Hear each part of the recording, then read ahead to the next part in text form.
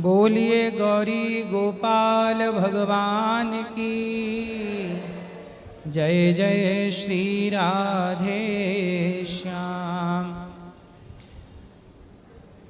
स्वागत है आपका मंगलमयी प्रश्नोत्तरी में। जिनका प्रश्न है वो हाथ उठाएं, बोलिए। गुरुजी, आपके चरणों में मेरा कोटि कोटि प्रणाम जी। पहली बार माइक ले रही हूँ, कोई अपराध हो जाए तो क्षमा कीजिएगा। गुरुजी, मैं आपके शिष्य हूँ।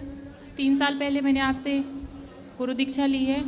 तो मेरा प्रश्न ये था कि अभी 31 मई को मेरी मम्मी शांत हो गई थी। तो मुझे ये पूछना था कि मतलब शांत होने के 2 घंटे पहले मैंने उनसे राम राम बुलवाया था। तो गुरुजी, मतलब उनकी दुर्गति तो नहीं हुई होगी? ना ना, भगवान का नाम बोल करके जो अपने प्राण त्यागते हैं उनकी सदगति होती है। और गुरुजी, मतलब जैसे मम्मी मेरी जिस टाइम श्वास छोड़ने वाली थी तो मैं तुरंत उनको राधा राधा मतलब बोलने के लिए बोल रही थी। तो वो बोल तो नहीं पाई थी, लेकिन मतलब मैं उनसे उनके कानों में वो आवाज़ जा रही थी, राधा राधा। मैं बोल रही थी कि मम्मी राधा राधा बोलो, तो वो सुन रही थी। और गुरुजी, मैंने उनको तुलसी की माला भी पहना दिया था उनको। तो ठीक है। तो गुरुजी, उनकी अधोगति तो नहीं हुई ना होगी? ना। और गुरुजी, मेरा ये प्रश्न है कि आपसे जो मैंने मंत्र लिया हुआ है तो वो तो मैं जपती हूँ, पर गुरुजी मतलब जैसे आप चलते फिरते जैसे काउंटर से हम राधा नाम जाप कर सकते हैं क्या? क्योंकि ध्यान थोड़ा राधा नाम में ज़्यादा जाता है, मन ज़्यादा लगता है। और आपसे जो दीक्षा ली है वो भी हम करते हैं सुबह। हाँ, तो माला जाप तो आपके मंत्र से ही करते हैं। भाई, जो मंत्र आप लिए हैं और वो राधा नाम कोई अलग अलग थोड़ी है। नहीं श्रीमन नारायण में जो श्री शब्द आया है जी, वो राधा का ही किसके है। लिए है? श्री जी मतलब राधा। राधा जी। तो गुरुजी, मतलब आपसे कंफर्म करना था, ऐसा ना हो कि मैं मन से करो और गुरु अपराध लग जाए। राधा कृष्ण सीता राम लक्ष्मी नारायण, ये 3 एक ही है ना, में कभी भेद नहीं मानना चाहिए। जी, धन्यवाद। गुरुजी, मुझे एक बात और बोलना था कि मैं 4 साल से आपकी कथा सुन रही हूँ और तब से हमारे जीवन में बहुत बदलाव हुआ है गुरुजी। हम लोग अंडा वगैरह खाते थे, पर आपकी कथा जब से हमने सुना है सब कुछ छोड़ दिया गुरुजी, कुछ खाते पीते नहीं अच्छा है। है, अच्छा। और हमारे भगवान आपको मतलब सुखी रखे। गुरुजी, आशीर्वाद दे दीजिए मेरी बेटी को। खुश रहिए बेटा। हर हर महादेव मन जी। मैं बहुत आपके सेवा से खुश हूँ और मैं सेवा को ही भगवान मानती हूँ। जी जी। और मैं हमारे घर में कुछ भी नहीं है, न जुआ है, न मांसाहार है, न कोई परहेज। मैं मेरे बहुत खुश हूँ मेरे पति से भी। और मेरी माँ है। खुश रहिए, और मेरी माँ सुखी रहिए। जय श्रीमन महाराज जी।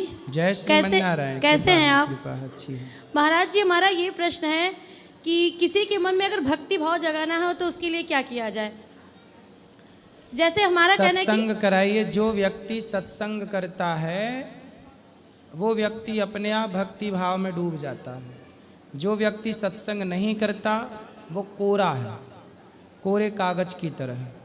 जो सत्संग करने लग जाता है उसके कोरे कागज में भक्ति लिखना स्टार्ट हो जाती है। जैसे महाराज जी, हमें भक्ति करना अच्छा, मतलब हमारा मन ही वही है, उसके साथ सब कुछ सही चलता है। और हम सोचते हैं कि हमारे पति जी हैं और हमारे बच्चे हैं, बाकी हमारा सारा परिवार, बाकी सारे लोग ही भक्ति भाव से जुड़े रहें। अच्छा है, आप सबको सत्संग कराइए। जय श्रीमन नारायण। राधे राधे महाराज जी। ओम नमो ब्रह्मंड देवाय गोब्रह्मंड हिताय च जगद्धिताय कृष्णाय गोविंदाय नमो नमः। आप विप्र देवता हैं, आपके चरणों में मेरा बारंबार कोटि कोटि प्रणाम। आप हमेशा से ये रहा है अपने भारत के अंदर कि हमेशा से ज़्यादा तरफ अपने ही गद्दार निकले हैं भारत में, तभी ये देश गुलाम हुआ है। क्योंकि कहते हैं भारत का कुछ नहीं बिगाड़ा दुश्मन की तलवारों ने, और भारत को बर्बाद किया है भारत के गद्दारों ने। सही है। पृथ्वीराज चौहान के साथ जयचंद्र गद्दारी ना करता तो सपने में भी गौरी साहबुद्दीन कदम यहाँ ना धरता।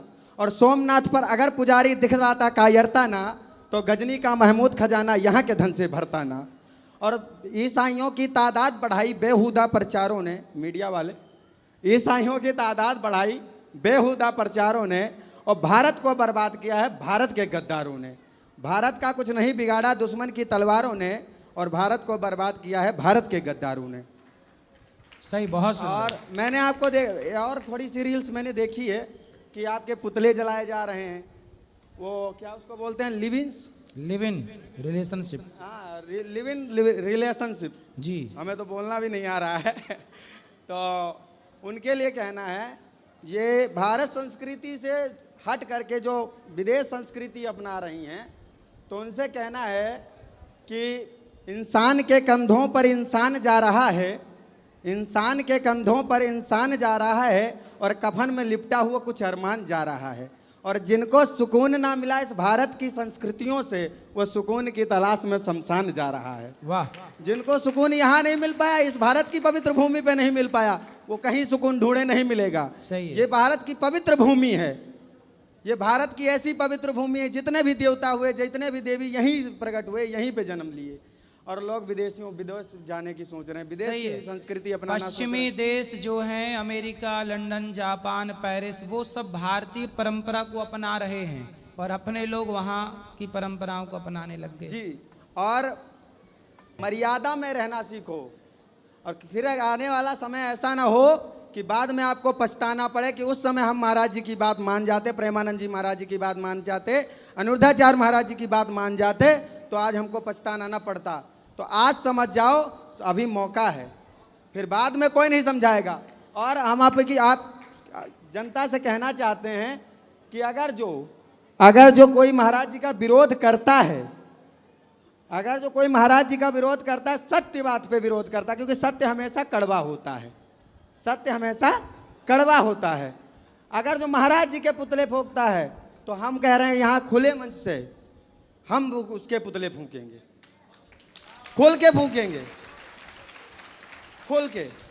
अगर जो हमारे महाराज जी का कोई पुतला फूंकेगा, हमारे कोई गुरु भाई नहीं है, कोई बात नहीं बेटा, उनको उनका काम करने दो। हमारे कोई गुरु भाई नहीं है, कोई इनसे संपर्क नहीं है, कोई सही है, संपर्क, पर आप जैसे शुभ चिंतक हैं, इसके लिए कोई धन्यवाद। संपर्क नहीं। पर जो बात सत्य है और उसको झुटलाया जाए, ये हमसे पीड़ा बर्दाश्त नहीं हुई। सही है, सही। आज से नहीं, हम 3 दिन से लगातार यहाँ आ रहे हैं प्रश्नोत्तरी में कि हमको प्रश्न पूछने का और बोलने का अवसर मिल जाए। 3 दिन से बराबर दौड़ रहे हैं। हमारा सुबह 7 बजे से शाम को 6 बजे तक कार्यक्रम चलता है, और वहाँ से आकर के फिर मैं राधा फ्लोरेंस से यहाँ तक आता हूँ दौड़ के, रोज़ 3 दिन से प्रयास कर रहा हूँ। आज मौका मिला है बोलने का। सुंदर। तो आशा है कि सत्य का साथ दें और झूठ का विरोध करें। और महाराज जी का और एक बात ध्यान दीजिए, मैं खुद ब्राह्मण हूँ, मैं खुद एक ब्राह्मण हूँ, और मैं ये स्पष्टीकरण दे रहा हूँ कि यहाँ पे मैं कार्यक्रम करता नहीं हूँ, तो हमारे साथ कई मित्र रहते हैं ब्राह्मण, वो बताते हैं कि यहाँ पे दिया हुआ दान कभी व्यर्थ नहीं जाता। यहाँ का दान मैंने कई जगह देखा है, पूर्णतः ब्राह्मण को दक्षिणा नहीं मिलती है। यजमान से 11,000 ले लिए जाते हैं, ब्राह्मण को 4,000 में निपटा दिया जाता है। यहाँ का नियम मैंने देखा है कि अगर जो यजमान से 11,000 लिए जाते हैं, तो ब्राह्मण की चकाचक सेवा की जाती है। बादाम लो, काजू लो, किशमिश लो, पिस्ता लो, खाओ खाओ घर ले जाओ, ठीक है, खाओ खाओ घर ले जाओ, पूर्ण दक्षिणा मिलती है, ठीक है। तो खूब चकाचक दान करो, महाराज जी का सहयोग करो, यही आप लोगों से कहना। बोलो बाके बिहारी लाल की जय। चलिए महाराज जी, आपके चरणों में मेरा कोटि कोटि प्रणाम जी। मैं भारत के बाहर रहता हूँ, विदेश में। वहाँ पे बहुत से जो जीवित गौ माता है, उनको प्रताड़ित किया जाता है, कंपनी वाले उनको प्रताड़ित करते हैं, तो इसलिए दूध इत्यादि का सेवन करना बंद कर दिया है। लेकिन कौन से देश में रहते हैं आप? अमेरिका में। अमेरिका। हाँ। तो गाय को कैसे प्रताड़ित करते हैं? मतलब कंपनी वाले थोड़ा इंजेक्शन मार के उनको गौशाला में ज़्यादातर। वैसे भी अमेरिका में गाय नहीं है, हाँ, वो जर्सी है। जो गाय आप जिन्हें कह रहे हैं ना, गाय की पहचान मैं आपको बताऊं, जिस गाय के सिर के पीछे हिस्से पे उठा हुआ हिस्सा हो, हाँ, देसी और गाय, यहाँ गाय गिर के गाय नीचे ये झूला झालर हो, वो गाय देशी भारतीय गाय वो होती है। भारत में भी गायों की कई प्रजातियां हैं, पर ये देशी गाय बोली जाती है। तो ये होना अनिवार्य है, ये और पीछे उठा हुआ हिस्सा सिर के पीछे। यदि अब जैसे वहाँ अमेरिका में जितनी गाय हैं, वहाँ ये नहीं है, वो गाय नहीं है, वो क्या है? जर्सी। जर्सी। इसलिए वहाँ की गाय को चारा के संग मांस खिलाया जाता है और वो खा लेती है। हमारी देसी गाय कभी मांस नहीं खा सकती। तो वही पूछना था कि अगर दूध पी भी लिया जाए तो वो पाप क्या हम पे पड़ेगा? देखो, यदि हम डॉक्टरों की भाषा में बात करें तो जर्सी गाय का दूध हमारे लिए हितकर है ही नहीं। दूध की यदि बात कही गई है, जहाँ जहाँ दूध बात आई, दूध दही की बात आई, घी की बात आई, वहाँ वहाँ केवल शुद्ध देसी गाय का दूध। नहीं है गाय तो भैंस होनी चाहिए। ठीक है, भैंस का दूध फिर भी ठीक है, बकरी का दूध फिर भी सही है। बकरी का दूध अच्छा है, भैंस का दूध अच्छा है, गाय का दूध तो अमृत है। रही जर्सी, तो जर्सी का दूध दूध है ही नहीं, उसे विज्ञान ने ही अपनी कसौटी में खरा नहीं परखा। आप टेस्ट करा लीजिए उसके, तो दूध का जो गुणवत्ता दूध में होनी चाहिए, देसी गाय की जो गुणवत्ता है वो उसके दूध में नहीं आती। ठीक। एक आखिरी प्रश्न है, जो अभी सुप्रीम कोर्ट का ऑर्डर आया था दिल्ली में कुत्तों को हटा के साइड में डाल दिया जाए रास्ते के कुत्तों को। तो हमारे देश में तो हम लोग कुत्तों की बहुत पूजा करते हैं, उनको पालते हैं, तो उसके बारे में आपका कुछ है विचार? तो इसमें क्या सुप्रीम कोर्ट ने कहा कुत्तों को कहाँ डाल दो? मतलब जो रास्ते के कुत्ते हैं, हाँ। लावारिस, उनको बोला है कि एक एरिया में डाल दो, सबको जमा करके उठा करके, हाँ। और वहाँ पे फिर उनकी खातिरदारी होगी नहीं होगी, पता नहीं कौन देखता है या नहीं देखता है, उसका कुछ ये नहीं है। तो बहुत लोगों को बुरा लगा है कि हमारे जो कुत्ते साथ में रहते थे उनको अभी मतलब बुरी अवस्था में रखा जाएगा, ऐसा जो डर है मन जो में। घर में कुत्ते पालते थे उनको भी? नहीं, सिर्फ जो रास्ते के कुत्ते थे, सड़क वाले। या सड़क के कुत्ते। हाँ, घर पालतू कुत्तों का नियम नहीं है। सड़क अभी रिसेंटली ऑर्डर आया है 1-2 महीने पहले। सरकार ने शायद इस दृष्टिकोण से किया हो, वो सब नियम कोटने के कहीं लोगों को परेशान करते होंगे कुत्ते। हाँ, तो दोनों दृष्टिकोण है। कुत्तों को देखो, गलियों में ना घूमेंगे कुत्ते तो कहाँ जाएंगे, पहला तो सही ये बात है। है। हाँ, दूसरा ये है कि कुत्ते यदि लोगों को काटने लग जाएं, बच्चों की जान लेने लग जाएं, तो वो एक प्रकार से खतरा भी है। इसलिए उन्हें किसी सुरक्षित स्थान पर रखा जाए और उनकी देख रेख यदि कोई करे ठीक ठीक तरीके से, क्योंकि कुत्ता भी हम प्राणियों के साथ वर्षों से रहे हैं। इसलिए हम सनातनी लोग पहली रोटी गाय की और आखिरी रोटी कुत्ते की निकालते चले आए हैं। अब लोगों ने कुत्ते वाली रोटी कुत्ते को देनी बंद कर दी, तो कुत्ते आदमियों को काटने लग गए। यदि उसका अधिकार, उसकी रोटी उसको दी जाती, पेट भरता, तो कोई किसी को क्यों परेशान करता? सही बात। तो सब अपनी अपनी जिम्मेदारियों से ना पीछे हट गए। हाँ। इसलिए संकट सब पे आया। इंसान भी संकट में है, कुत्ते भी संकट में हैं, जंगल में हाथी भी संकट में है, शेर भी संकट में है। हाँ। केवल गली के कुत्ते नहीं, जंगल खत्म हो जाने से हर जंगली जीव संकट में है। अभी मैं एक दिन पढ़ रहा था एक जगह कि वाइट कलर का गैंडा होता है। हाँ, होता है, वो एक गैंडा बचा था, तो एक गैंडा बचा था, वो भी मर गया। अब पूरी दुनिया में, पूरी धरती में वाइट गैंडा नहीं रहा, प्रजाति लुप्त हो गई। जबकि वाइट गैंडा करोड़ों वर्षों से जंगल में रहते आए हैं, लेकिन इंसान के प्रदूषण ने, इंसान के रख रखाव ने, मतलब बहुत सारे जीव जंतु हैं जो खत्म हो चुके हैं। पता है आपको ये बात? हाँ, उनकी स्पीशीज मर रही है। बहुत सारे जीव जंतु इस धरती से विलुप्त होते जा रहे हैं। किसके बात। कारण? मनुष्य के। मनुष्य, एक मनुष्य ने जो करोड़ों वर्षों की संरचना थी ईश्वर की, और वो सरवाइव करते आए, चले आए चले आए पीढ़ी दर पीढ़ी, पर अब उन्होंने दम तोड़ दिया। ऐसे ही है कि आने वाले युग में, आने वाले समय में ना गाय कहीं दिखेगी, केवल फोटो दिखेगी, ना कुत्ता कहीं दिखेगा। हम वहाँ गए थे बहुत पहले, भारत का ही, वहाँ कुत्ते नहीं थे, चाइना से लगा हुआ है वो। अभी हमें टिबेट है, नेपाल या टिबेट होगा, भारत की नागालैंड। हाँ हाँ, नागालैंड। हाँ, वहाँ पे सौदा होता है, ऐसा सुना है, कुत्तों के मांस तो का। वहाँ पे कुत्ते नहीं दिखे हमें गलियों में। हाँ। क्यों? क्योंकि चाइना में ना कुत्ते खाए जाते हैं। हाँ, तो कुत्ते खा गए, इसलिए आने वाले टाइम पे अब देखो कुत्ते खाने लग गए लोग। मुर्गा, मछली, बकरा, बकरी तो खाते ही थे, अब कुत्ते खाने लग गए, सुना है कि सांप खाने लग गए लोग, है ना। आने वाले टाइम पे आप सुनेंगे कि लोग मनुष्य खाने लग गए, हाँ, आदमी का मांस। ये डर लगा रहता है मन में। किसी, आपको पता है, आप तो हमसे ज़्यादा पढ़े लिखे, बताइए दुनिया में ऐसा कहीं है कि आदमी को खाया जाए? सुना आपने? बिल्कुल नहीं। नहीं, मैंने कहीं सुना था कि लोगों को भी लोग खाने लग गए हैं। अब जो मांसाहारी हैं उनको कोई आदमी का मांस ही परोस के दे दिया जाए तो वो कैसे पहचानेंगे कि आदमी है कि बकरा बकरी है? तो आने वाले टाइम पे इंसान इंसान को खाएगा। अब आदमी अपनी संस्कृति को भूलता चला जा रहा है, गलत रास्ते पे चला जा रहा है, तो सब होगा ही सब। तो ये पशुओं का संदेश है। जैसे कल मैं बांके बिहारी गया था तो मेरा चश्मा ले लिया, फिर मैंने बंदर को फ्रूटी दी, फिर उन्होंने फेंक दिया वापस। हाँ, तो अब ये वो भी बेचारे क्या करें, भूखे हैं। हाँ, लोग ईमानदारी से नहीं देते तो वो चश्मा शमा लेके, उनको पता है ऐसे तो दोगे, सोचिए उनको भी पता चल गया।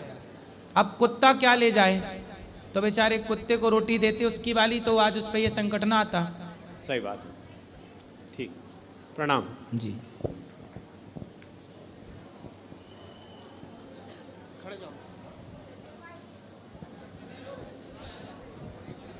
राधे राधे महाराज जी। जी राधे राधे। दास का कोट कोट प्रणाम आपको। जी। महाराज जी, मैं 1 महीने से बहुत व्यथित हूँ। क्यों? मैं कानपुर में था और ये जो चल रहा है 1 महीने से मैं सुन रहा था, देख रहा था, आना चाहता था मगर बीमार था। मैं ये कहना चाहता हूँ, और हमारे गुरुदेव भगवान हैं शिवानंद महाराज स्वामी 1008, वो भी कहते हैं कि महाराज जी से कह दो चिंता की ज़रूरत नहीं है इतना स्पष्टीकरण देने का। ये जो चैनल आपका विरोध कर रहे हैं ये खुद ही आपके माध्यम से प्रतिष्ठा पाना चाहते हैं, ये इसलिए विरोध कर रहे हैं आपको। जो छोटे छोटे चैनल है वो भी आपका विरोध कर रहे हैं, तो वो यही कह रहे हैं कि आपके माध्यम से ही ये प्रतिष्ठित होना चाहते हैं, इसलिए आपको चिंता करने की विषय नहीं है। और उन्होंने कहा कि हमारी माताएं बहनें, हमारी जो मातृशक्ति है वो अपने आप में 4% 6% में जो गिनती कर रही वो आपका विरोध नहीं कर रही, जो 96% में हैं वही आपका विरोध कर रही हैं। इसलिए आपको चिंता करने की ज़रूरत नहीं है, हम सब भक्त आपके साथ में हैं। महाराज जी, मैं 2019 से पहले से आपको सुनता चला आ रहा हूँ और इस प्रांगण में भी मैंने सुना है, लेकिन जो इस महीने हुआ ऐसा कभी नहीं हुआ।